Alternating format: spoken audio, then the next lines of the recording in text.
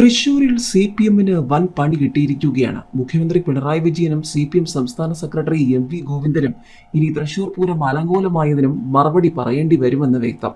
Thrissur പൂരത്തിനിടെ police നടത്തിയ അതിക്രമങ്ങൾ ആസൂത്രിതമെന്നുള്ള ആക്ഷേപവുമായി പലരും രംഗത്ത് വന്നതോടെ ആഭ്യന്തര വകുപ്പിനും സർക്കാരിനും വീണ്ടും ചോദ്യങ്ങൾ.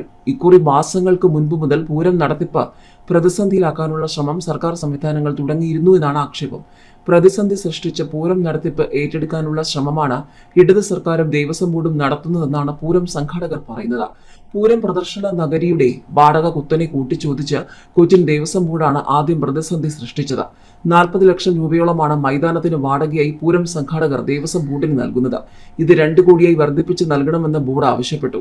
ഇത്രയും തുക വാടക നൽകിയാൽ പൂരം നടത്താനാകില്ല എന്നറിഞ്ഞിട്ടും കൊച്ചിൻ ദേവസ്വം ബോർഡ് പിടിവാശി തുടർന്നു. പ്രദർശനം ആരംഭിക്കേണ്ട തീയതി കഴിഞ്ഞിട്ടും മൈതാനം വിട്ടു നൽകിയില്ല.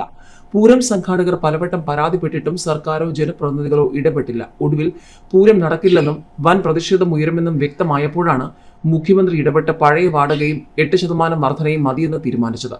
അപ്പോഴേക്കും പ്രദർശനം തുടങ്ങേണ്ട സമയം വൈകിയിരുന്നു. അത് ഇക്കുറി സംഘാടകർക്ക് വലിയ നഷ്ടമുണ്ടാക്കി. ആന എഴുന്നള്ളിപ്പിനെ ചൊല്ലിയായിരുന്നു അടുത്ത ഉടക്ക്. ആനകൾ എഴുന്നള്ളിക്കുമ്പോൾ 50 മീറ്റർ അകലെ മാത്രമേ ആളുകൾ നിൽക്കാവൂ എന്നതുൾപ്പെടെ അസാധ്യമായ ഒട്ടേറെ നിബന്ധനകളുമായി വനം വകുപ്പ് പൂരത്തിന് ദിവസങ്ങൾക്ക് മുൻപ് രംഗത്തെത്തി. കേരളത്തിലെ ഒരു ഉത്സവത്തിനും ആഘോഷ ചടങ്ങിനുമില്ലാത്ത നിബന്ധനകളാണ് തൃശൂർ പൂരത്തിന് സർക്കാരിന്റെ ഭാഗത്തു നിന്നും ഉണ്ടായത്.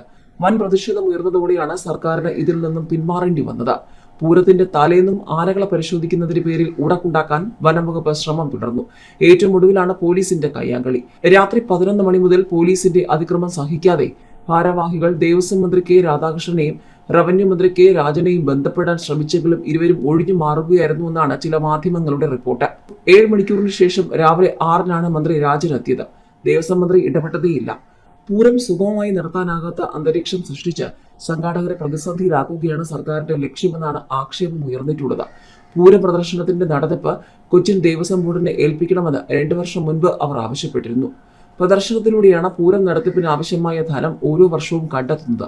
ഇത് കൈമാറിയാൽ സമ്പൂർണ്ണ നിയന്ത്രണവും കൊച്ചിൻ ദേവസ്വം ബോർഡിന്റെ കയ്യിലാകും. സംഘാടകർ കൈമാറ്റത്തിന് വിസമ്മതിച്ചതോടെയാണ് സർക്കാരും ദേവസ്വം ബോർഡും ശത്രുതാപരമായ നീക്കം ആരംഭിച്ചത് എന്നാണ് ആക്ഷേപം.